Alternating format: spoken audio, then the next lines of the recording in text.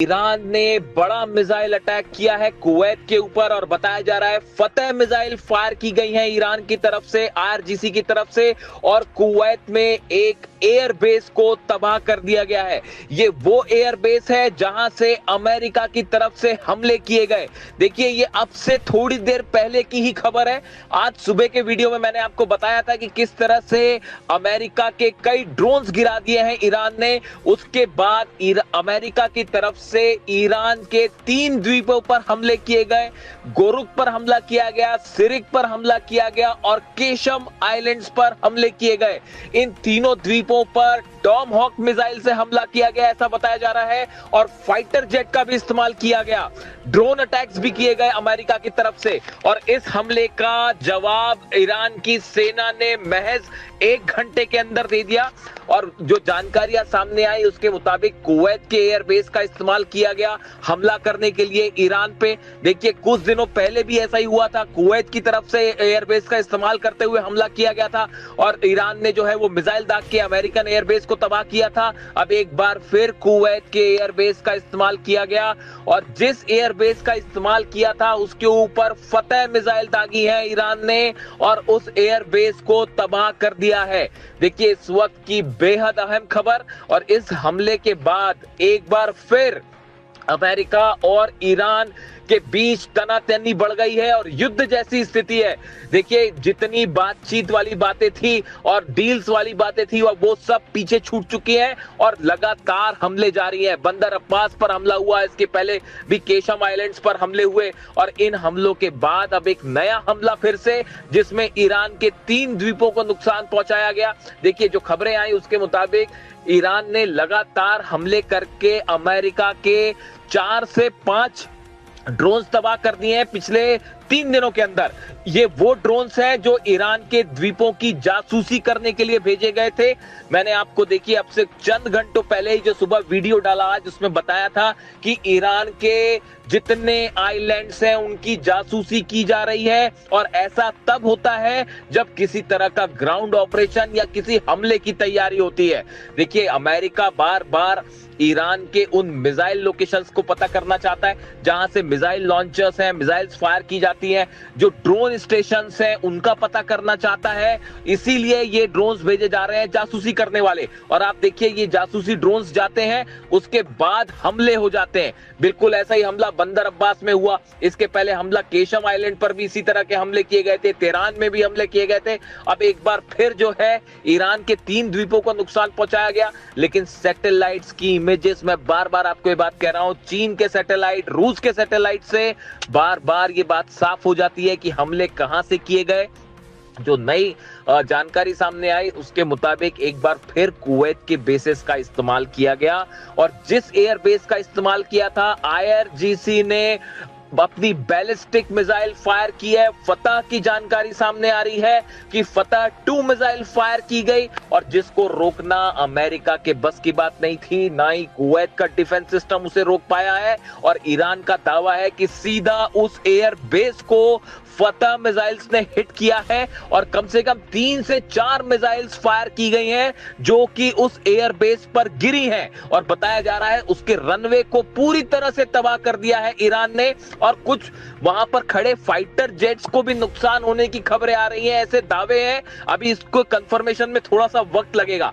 लेकिन देखिए, ईरान, मैंने आपको सुबह ही इस बात को बताया था कि ईरान की सेना के हाथ में कंट्रोल होना इसीलिए जरूरी है क्योंकि लगातार अमेरिका की तरफ से, इजराइल की तरफ से बातचीत के नाम पर धोखा हो रहा है। बार बार ये खबरें सामने आती हैं कि कोई बातचीत होने वाली है, डील की तैयारी हो रही है, कोई ड्राफ्ट तैयार हो रहा है। इस बीच हर बार धोखा करते हैं डोनाल्ड ट्रंप और अमेरिका और हमले कर देते हैं। पिछले 15 दिनों के अंदर ये चौथा हमला है जो बिना किसी उकसावे के किया गया। अमेरिका के जितने ड्रोन गिरे हैं वो ईरान के एयर स्पेस के अंदर गिरे, वो हॉर्मूज में एयर स्पेस के अंदर घुसे। अगर किसी देश के एयर स्पेस का उल्लंघन होता है तो यह उसका अधिकार है कि सामने वाले दुश्मन देश के किसी भी एयरक्राफ्ट को या ड्रोन को मार गिराए, और ईरान की सेना ने यही किया।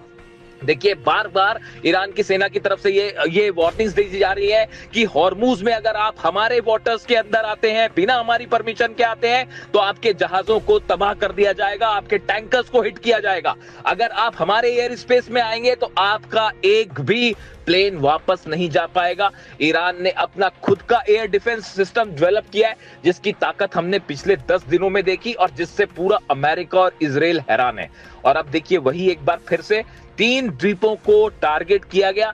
ये साफ था, जिस तरह से ड्रोन्स भेजे गए, जासूसी ड्रोन्स भेजे गए, MQ-9 रिपर ड्रोन्स भेजे गए, इससे ये साफ था कि किसी ना किसी तरह के हमले की तैयारी चल रही है। और बार बार अमेरिका ईरान के उन लोकेशंस को पता करता है जहां से मिसाइल्स फायर होती है और उन्हें ही तबाह करने की कोशिश की जा रही है। देखिए ये एक रणनीति के तहत हो रहा है। जिस तरह से इजराइल लगातार लेबनान पर हमले कर रहा है, गाजा पर हमले कर रहा है, ये हमले एक पॉलिसी के तहत होते हैं कि सामने वाले देश को आप लगातार उलझाए रखें। बिल्कुल ऐसा ही काम अब अमेरिका की सेना भी कर रही है। देखिए डोनाल्ड ट्रंप हॉर्मूज में कुछ नहीं कर पा रहे, अपने जहाजों को नहीं निकाल पा रहे हैं, हॉर्मूज को खुलवा नहीं पा रहे। ऐसे हालात में लगातार ये साबित करने की कोशिश हो रही है कि अमेरिका अभी भी पावरफुल है और ईरान के ऊपर लगातार हम हमले कर रहे हैं, ये दिखाने की कोशिश हो रही है। जबकि हकीकत ये है कि आप नोट करिए, पिछले 15 दिनों के अंदर चौथी बार ऐसा हुआ कि जब हमला हुआ और चंद घंटों के अंदर ही, बल्कि चंद मिनटों के अंदर ईरान की सेना ने पलटवार कर दिया और जबरदस्त पलटवार किया गया। पिछली बार भी जो है फतह मिसाइल का इस्तेमाल किया गया था कुवैत पर, और इस बार फिर फतह मिसाइल से जोरदार हमला किया गया है और बताया जा रहा है इससे खासा नुकसान हुआ है। देखिए अब हालात ये हैं कि इन नए हमलों के बाद एक बार फिर उस ड्राफ्ट की जो चर्चा हो रही थी, तमाम कंडीशंस की चर्चा हो रही थी, डोनाल्ड ट्रंप का बयान आया पिछला कि न्यूक्लियर डील को लेकर विस्तार से एक बड़े ड्राफ्ट पर प्लानिंग हो रही है। ये सब के सब दावे अब जो है फिर से दरकिनार हो गए हैं और हकीकत यह है ईरान की तरफ से संदेश बिल्कुल साफ है कि किसी भी तरह से बातचीत के नाम पर कोई धोखा अब नहीं चलेगा। अगर किसी भी तरह का हमला होता है तो जहां से हमला होगा उस बेस को तबाह कर दिया जाएगा। और यही फिर से एक बार देखने को मिला है। अब हालात ये हैं कि पूरे 12 देशों के जितने एयर बेसेस हैं, जितने वाटर स्टेशन है, पानी के ठिकाने हैं, वो सब के सब ईरान के निशाने पे हैं। अब ये डोनाल्ड ट्रंप को तय करना है कि वो जंग करना चाहते हैं या मामले को शांति से खत्म कर देना चाहते हैं। देखिए तमाम दुनिया के एक्सपर्ट्स ये कह रहे हैं कि डोनाल्ड ट्रंप के पास अब कोई चारा नहीं बचा है। ईरान की सेना भयंकर गुस्से में। कल देखिए जिस तरह से मसूद पेजेश्कियान साहब के इस्तीफे की खबरें फैलाई गई, अभी तक ये बात साफ नहीं है। ईरान की तरफ से कहा जा रहा है कि उन्होंने कोई इस्तीफा नहीं दिया, लेकिन फिर भी जिस तरह के दावे हुए कि उन्होंने इस्तीफा दे दिया है, इस तरह की तमाम बातें, अभी इसके बारे में तस्वीर अभी भी साफ नहीं है। इसीलिए हम बार बार इस बात को कह रहे हैं कि कोई भी खबर अगर ईरान से आती है, जब तक ईरान की सेना IRGC उस पर मुहर ना लगा दे, तब तक उस खबर पर आप विश्वास ना करें।